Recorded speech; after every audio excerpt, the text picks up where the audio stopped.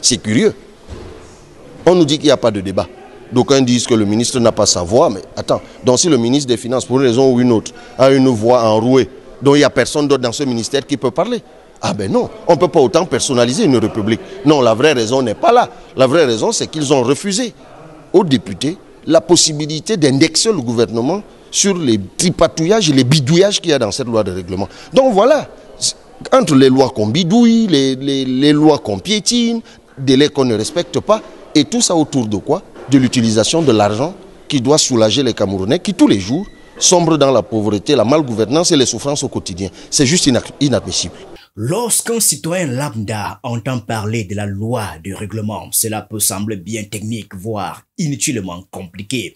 Mais détrompez-vous, cette loi est bien plus qu'un simple jargon administratif. C'est le miroir des finances publiques d'un pays. Et au Cameroun, ce miroir semble avoir des fissures inquiétantes.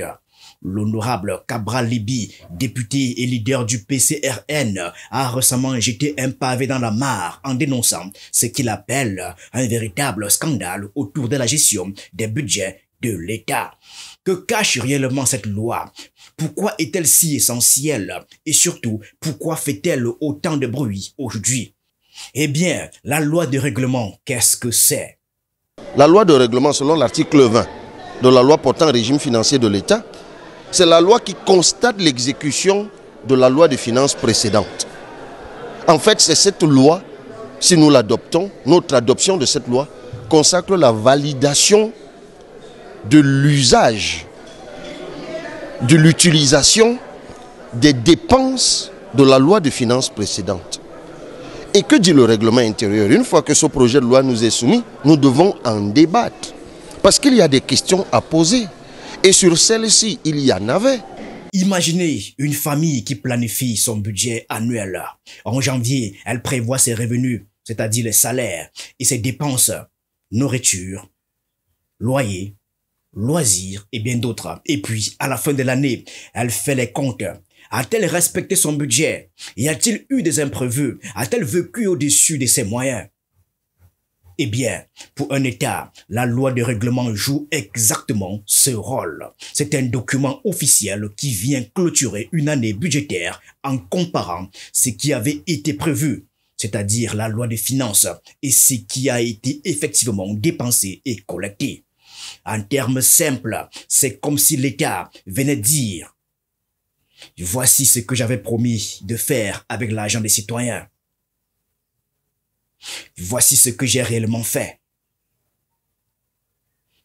Et voici où est passé chaque franc CFA. » Figurez-vous qu'en 2023, on nous annonce que sur les 252 milliards qui étaient dédiés aux collectivités territoriales décentralisées au titre de la dotation générale de la décentralisation, l'État n'a débloqué que 142 milliards. Donc, plus de 100 milliards n'ont pas été donnés aux communes et aux régions pour résoudre les problèmes des Camerounais à la base. Et pourtant, qu'était 2023? 2023, c'est une année où le budget a même été augmenté. Vous vous souvenez qu'il y a eu une ordonnance qui révisait la loi de finances. 2023, c'est une année où il y a eu plus 0,3% de croissance. 2023, c'est une année où il y a eu augmentation des prix du carburant. C'était le 1er février pour alléger les charges de subvention de l'État. Le problème du Cameroun, des comptes qui ne tiennent pas la route. Eh bien, depuis plusieurs années au Cameroun, cette loi de règlement semble poser problème. Prenons un exemple simple. Imaginez qu'un parent promet d'acheter des fournitures scolaires pour ses enfants, mais qu'à la fin de l'année, cet argent a été utilisé pour organiser une fête de famille. Ce serait injuste, n'est-ce pas? Alors c'est un peu ce que dénonce Cabral Libi. Selon lui, les dépenses effectives de l'État ne reflètent pas toujours les priorités annoncées dans le budget. Pire encore, certaines dépenses ne sont pas justifiées ou apparaissent floues dans les rapports officiels. 2023, c'est une année où le recouvrement des recettes a été optimal. La loi même dit qu'il y a eu 5024 milliards de recouvrés. Donc 90% de recouvrement des recettes. 90% de réalisation du budget et pourtant la dotation générale de la décentralisation s'arrête à 58%. Ça veut dire qu'il y a une volonté affirmée, ce n'est pas l'argent qui a manqué. C'est une volonté affirmée, assumée, entretenue d'appauvrir les collectivités territoriales décentralisées, de les priver de ressources, donc d'empêcher la réalisation de ce qui soulage les Camerounais. Le député a qualifié la situation de scandale budgétaire. Il pointe du doigt des pratiques qui mettent en péril la confiance entre l'État et ses citoyens. Des dépassements budgétaires injustifiés. Par exemple, si le budget prévoit 100 milliards de francs CFA pour la santé, mais qu'au final 150 milliards de francs CFA sont dépensés sans explication, cela pose problème. 2. Des projets fantômes, des fonds qui seraient par exemple alloués à des projets et qui ne voient jamais le jour. Cela soulève des questions sur la gestion de ces sommes-là. 3. Des retards dans la présentation des lois de règlement. Parfois, l'État prend des années pour publier ces documents, ce qui rend difficile le contrôle citoyen. Lorsqu'on dépose la loi de règlement, il y a 14 annexes. Et l'une des annexes, c'est le rapport de la Chambre des comptes. Je vous invite à lire le rapport de la Chambre des comptes. La Chambre des comptes dit que sur les 40 rapports de performance qui leur ont été envoyés, 7 seulement étaient authentiques, venant des ministères et des administrations. 7 seulement étaient authentiques, c'est-à-dire portaient des lettres de transmission. La loi vous dit que les chiffres qui sont donnés sont faux, que les indicateurs de performance sont faux, que par endroit, on réalise même plus que l'argent qui était prévu. Par endroit, on vous dit qu'on a réalisé des choses, il n'y a aucune preuve. En fait, cette loi de règlement dit, en simple, qu'aucune donnée, ce rapport de la Chambre des comptes dit qu'aucune donnée dans cette loi de règlement n'est fiable.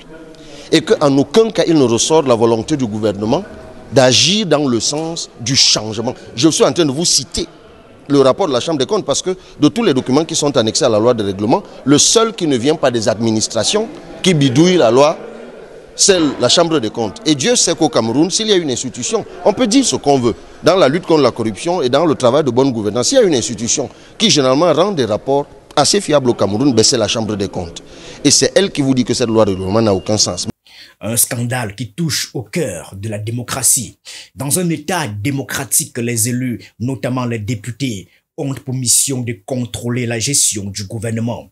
La loi de règlement est un outil clé pour ce contrôle. Mais quand ce document est biaisé, retardé ou incomplet, c'est tout le système de gouvernance qui vacille.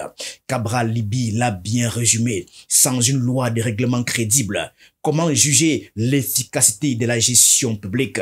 En d'autres termes, si les citoyens ne savent pas où va leur argent, comment peuvent-ils exiger des comptes de leurs dirigeants? Il n'y a pas de justification au piétinement de la loi. Et je rappelle que la loi portant régime financier de l'État, qui date de 2018, était un projet de loi. Donc ça n'a pas émané de l'opposition, ça a émané du gouvernement. Si le gouvernement estimait que cette loi n'était pas réaliste, il ne l'aurait pas fait adopter. Et puis depuis lors, il l'aurait modifiée. Donc ils la maintiennent et la violent allègrement. C'est ça qui est inacceptable. Un impact direct sur la vie des Camerounais. Pourquoi devriez-vous, en tant que citoyen, vous intéresser à cette loi? Parce qu'elle affecte directement votre vie. Prenons 3 exemples concrets pour illustrer la situation. 1. Les routes. Si le budget de l'État prévoit de construire par exemple 1000 km de routes en 2023, alors la loi de règlement doit montrer combien de kilomètres ont effectivement été construits. Si le rapport indique seulement 300 km, où est donc passé le reste de l'argent? 2. Les hôpitaux. Les fonds alloués à la santé devraient se traduire par des équipements modernes et un meilleur accès aux soins. Alors, si cela ne se voit pas sur le terrain, il y a lieu de s'inquiéter. 3. L'éducation. Des écoles sans table-banc où les enseignants impayés révèlent une mauvaise gestion des ressources. Alors, pourquoi ce scandale persiste-t-il? La réponse est simple, manque de transparence et d'impunité. Dans de nombreux cas, les responsables des dépassements budgétaires ou des projets non réalisés ne sont pas inquiétés. Et sans sanction, ces pratiques continuent d'année en année. De plus, les citoyens eux-mêmes, souvent mal informés, ne demandent pas assez de comptes. Pourtant, comme le dit un proverbe camerounais, quand on ferme les yeux pour éviter la poussière, on finit par marcher sur un serpent. Nous devons recevoir un projet de loi 15 jours avant le début de la session. Nous sommes aujourd'hui exactement 15 jours après le début de la session. Ça fait 30 jours de retard. Et on nous fait voter, nous avons reçu une loi sur la fiscalité locale. Une loi sur la fiscalité locale qui ne cesse de référer à la loi des finances que nous n'avons toujours pas. Mais c'est même d'une absurdité incroyable. Donc ce sont des dérives autoritaires, un mépris de l'institution parlementaire, une habitude de piétinement de la loi. Ça se fait allègrement, nous rions, certains applaudissent même, comme s'ils étaient en transit, comme si le Cameroun était un amusement. Face à cette situation, l'honorable Cabral Libye appelle à 1. La publication rapide et complète des lois de règlement. 2. Une meilleure traçabilité des dépenses publiques. 3. Des sanctions pour les responsables de mauvaise gestion. Lorsque nous avons bloqué le Premier ministre ici l'an dernier, vous étiez tous là. Ils ont pris la promesse publique que ça ne se répétera plus. J'attends maintenant, puisque ça s'est répété. Qu'est-ce qu'ils vont raconter cette année? Donc je leur disais tout à l'heure que j'espère qu'ils ont une solution à cela. J'espère. C'est à eux de la déterminer. Ils ont pris un engagement public ici qu'ils n'ont pas respecté. Et j'invite tous mes collègues à en tirer les conséquences. Parce qu'après tout, c'est le jeu de la majorité. Est-ce que nous allons ici assumer, être comptables de tout ce que je viens de décrire là? Et sur des années successives, parce que c'est de trop quand même. Donc je les ai déjà prévenus. Je les ai mis en garde. J'attends ce qu'ils vont nous raconter. Un appel à la vigilance citoyenne. En fin de compte, la loi de règlement ne concerne pas uniquement les députés ou les experts financiers. C'est un outil de transparence pour tous les citoyens. En tant que contribuables, nous avons le droit de savoir où va notre argent. Et il est temps que l'État respecte cet engagement.